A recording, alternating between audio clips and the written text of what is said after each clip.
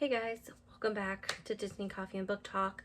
I'm your host Alex, and today we're going to be talking about the Neil Gaiman accusations.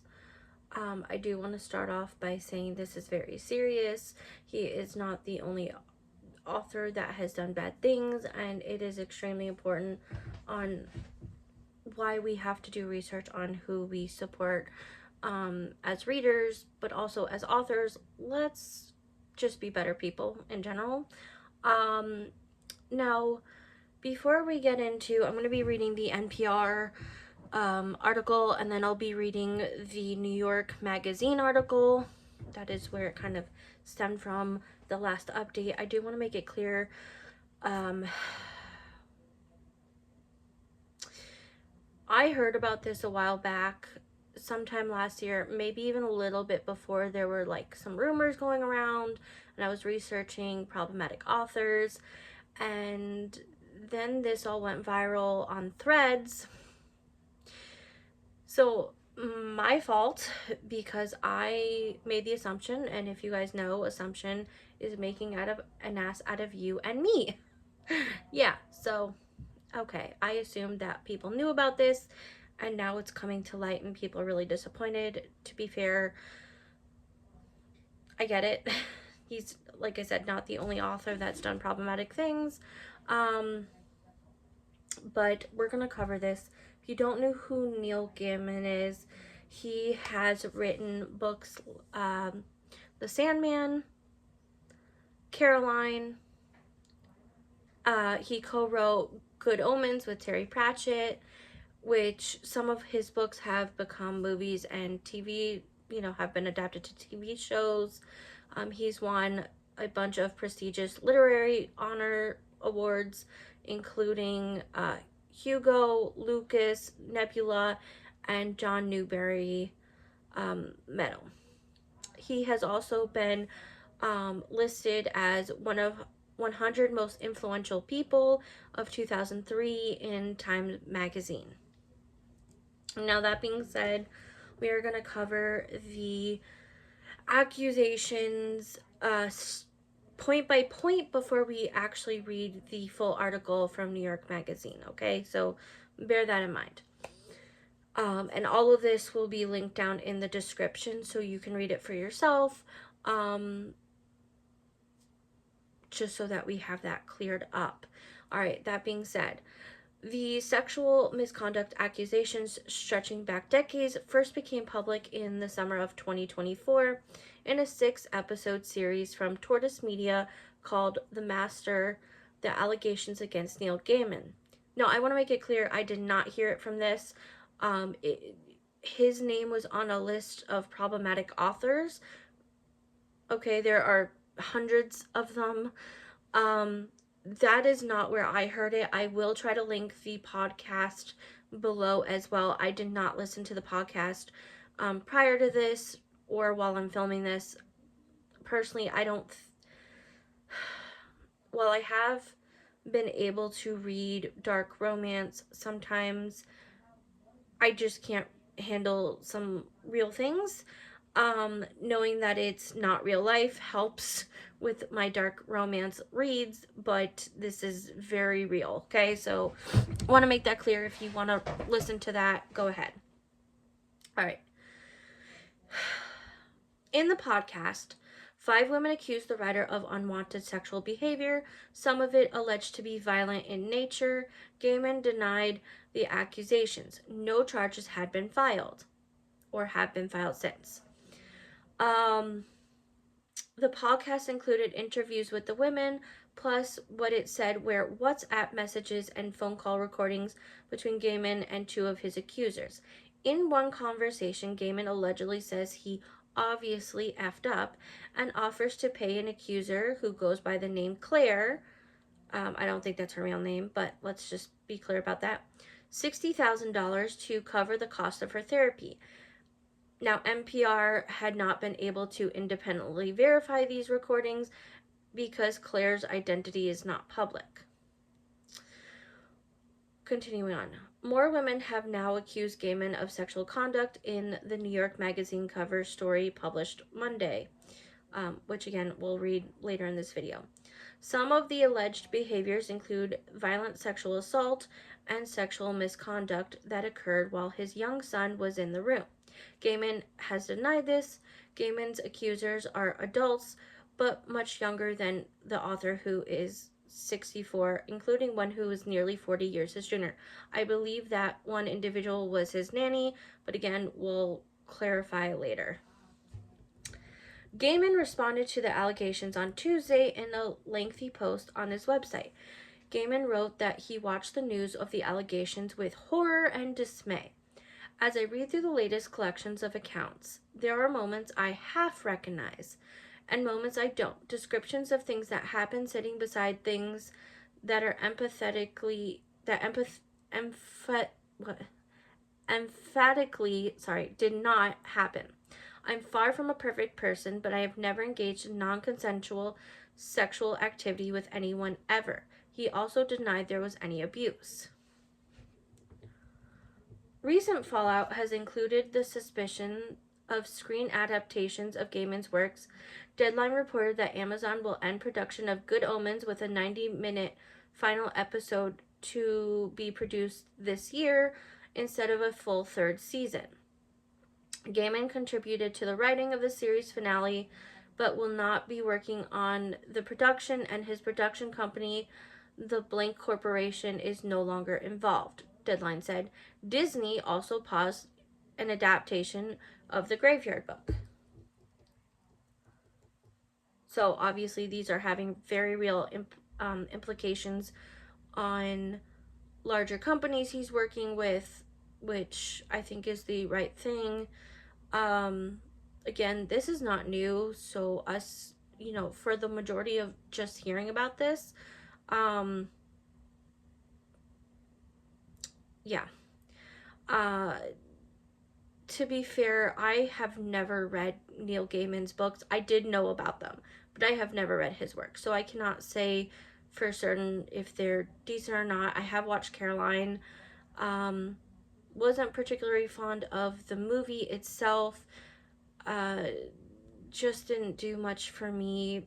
That being said, I know he was quite a popular author. I know a lot of people really, really loved him. So I understand that having yet another author that they cannot support is very troubling. All right, continuing on. The last point that NPR makes is Trade Magazine, the bookseller, reported that Gaiman hired the crisis management firm Edendale Strategies and lawyer Andrew Bretler, who has represented Danny Masterson and Prince Andrew. Neither party has responded to NPR's request for comment. Now, I do want to make this clear. Knowing that alone is red flags for me. If you know anything about Danny Masterson or Prince Andrew and their, Prince Andrew's allegations, hold on. I don't think Danny Masterson went to jail, but let me just double check that. But Prince Andrew has had multiple decades worth. He's like one of the British versions of Epstein and was actually connected to Epstein, so let's be clear about that.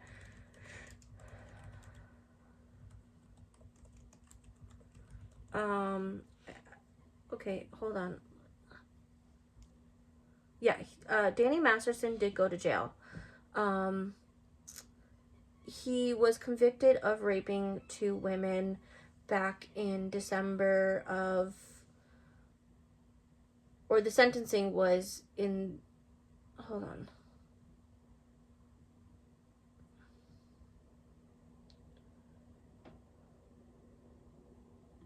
Trying to find. So if you guys don't remember, Danny Masterson, trigger warning, right, was a 70s show actor who admitted to, he was convicted, right, of raping 2 women, and He was convicted of, I think it was 30 years that I read. Yeah, 30 years to life in prison in September. So this was September 2024 that he was convicted. Um, the women accused him back in 2001 and 2003.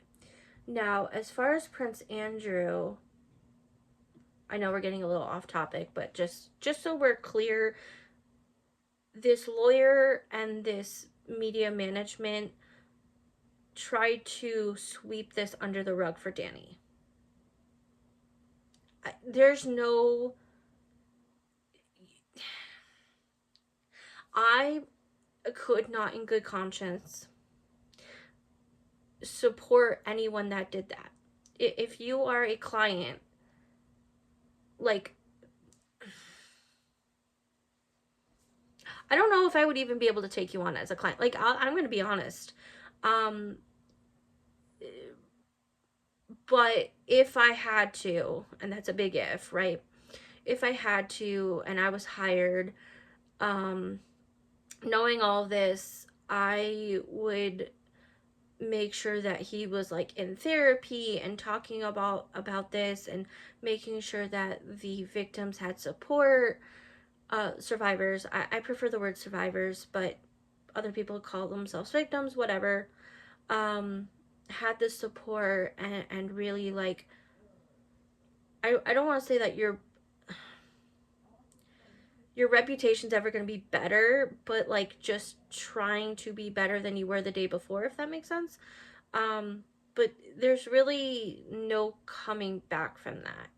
And I also have, mixed feelings on rehabilitation. In, I would say, a majority of cases, it's possible to be rehabilitated and come back out into society. I don't think our prison system does it very well. I'm going to be honest with you guys, especially here in the United States. I do think that other countries have better prison systems on rehabilitation. Again, that's a whole big issue in itself. But when it comes to raping, right, like abuse, certain things,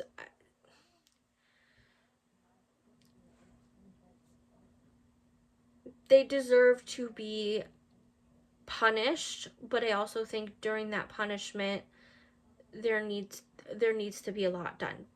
I am not the judge here, okay? I'm going to make that clear. I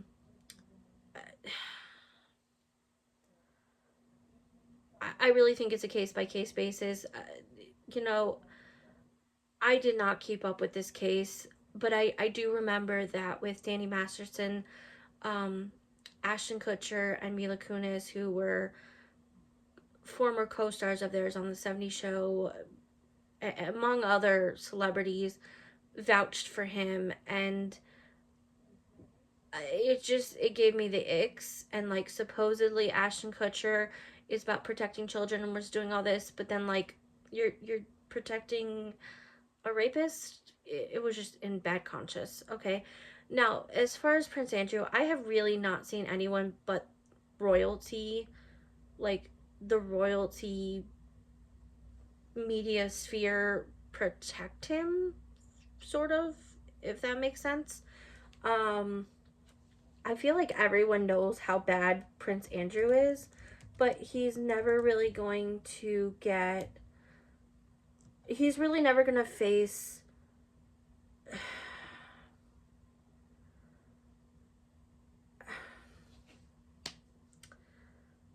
I don't think he's ever really going to face jail. I'm going to say that. There are certain people in our world that have just too much power, too much money, and it doesn't matter how much they do, they're just really never truly going to face the actual consequences that they should. So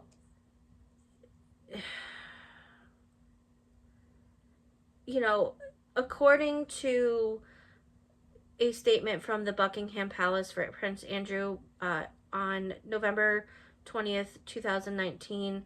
He was suspended from public duties for the foreseeable future. That doesn't, okay, so he doesn't do public, like, that's not really doing much, right? Like, he can still go out. He's not sitting in prison. He's not thinking about what he's doing. He's not going through therapy. Like, there's nothing. Not that I think therapy could really help in this situation. Okay, how do I explain this? Do I think therapy is still helpful? Yes. Yes, I do. Do I think that there's rehabilitation from harming people? He could just not do it again, right? But is he actually going to feel bad for his survivors? I don't know. Like I said, he was in it with Jeffrey Epstein. He's been to Jeffrey Epstein's island. That's a whole thing. All right, that being said, we're going to move on because we've kind of gone off on a tangent. So that was just kind of to give you... Are we... Okay. No. Are you kidding me? I'm trying to read the article and it's not allowing me to... Hold on.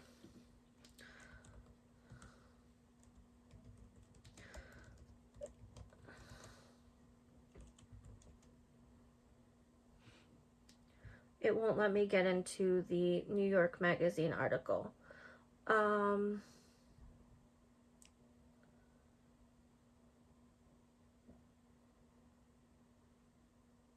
I don't think so. Let me... Nope, it's not. Let me try a different way. I am so sorry, guys.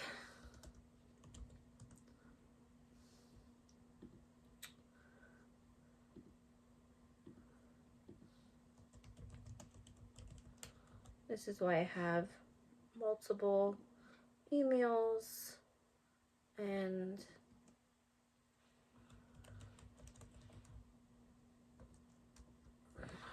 Okay, let's see. Let's see if I can get into this. All right, here we go. Nope. It will not. Okay, I cannot read the article straight from here. That kind of sucks. I apologize. I misspoke on that. So we are going to read a different article from them. I will still link that. If you have New York Magazine, go ahead and read it for yourself if you can.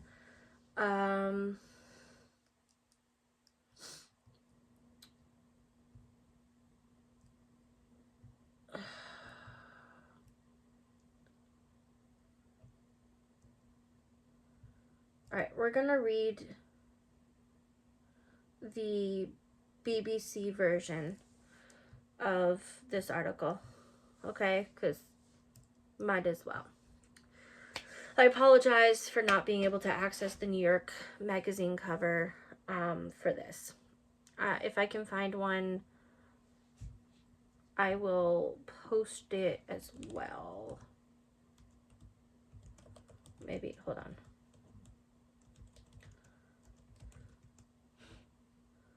I'm just gonna double check one thing.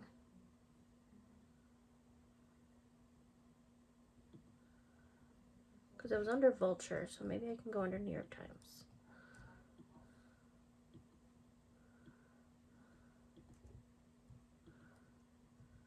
Darn it.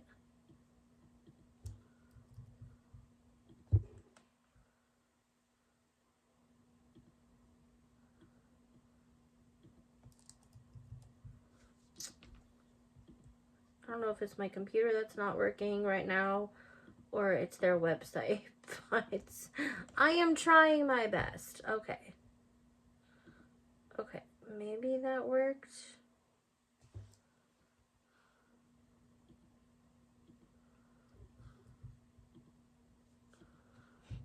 Alright, let's see if I can. Are you kidding me? It's like making me put in my email and verify and...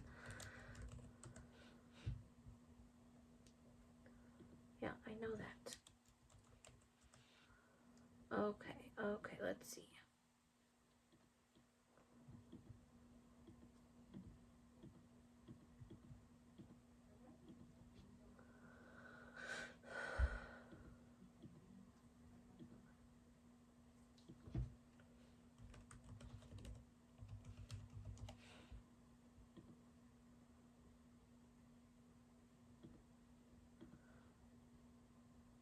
Okay, let's see.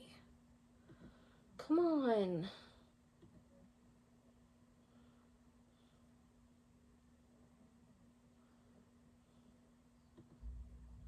No, this isn't working.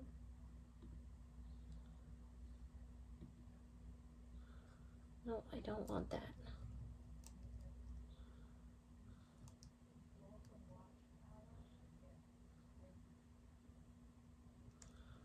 How do I exit out of that?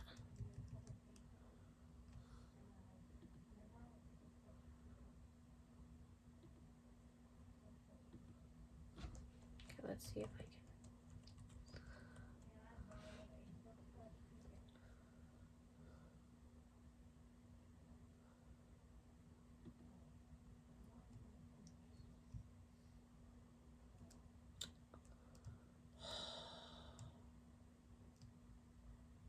Nope, I can't do that. Okay.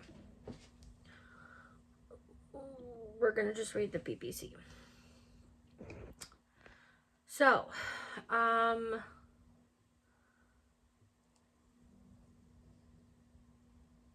let's see.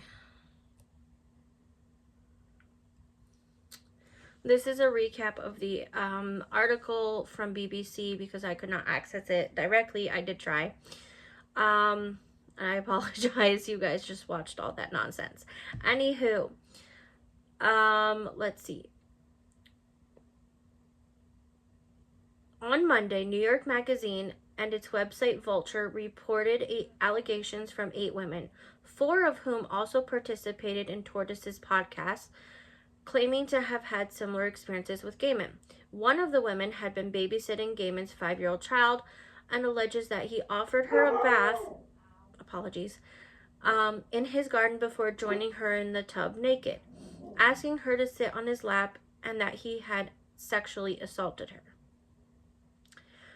While the article states that all the accusers had at some point played along with Gaiman's desires to some extent by calling him master and continuing to communicate with him, the women allege that consent and specific BDSM activities which they say took place had not been discussed and agreed upon prior to them happening. And I want to make it clear, if you're into BDSM, have consent, that's cool, there's no issue in that, but you and your partner, right, you and the person that you're doing this with both have to consent to it, both have to have fully agreed on discussion and have a safe word. And if your person, depending on how this is working out, right, you have your dominant and your submissive. If the dominant person is not listening to the submissive person's safe word when they're using it, that is not someone to be safe with. Okay? Cut that immediately. Want to make that clear. All right, so if that's your thing, that's your thing. That is not an issue, but let's be safe about it and have discussions with your partner. That being on. Sorry, you guys can hear my puppy below. Gaiman's representatives previously told Tortoise that sexual degradation, bondage, domination, sadism, machoism may not be for everyone's taste. Which, yeah, okay, true. But between consenting adults, BDSM is lawful. That is also true. But like I just said, you have to have a discussion. You both have to be on the same page. You have to respect each other's boundaries and have that safe word. Again, if one person is using a safe word and the other person's not listening, that's not being safe. That is crossing a line. And that is assault, okay? Like, being clear.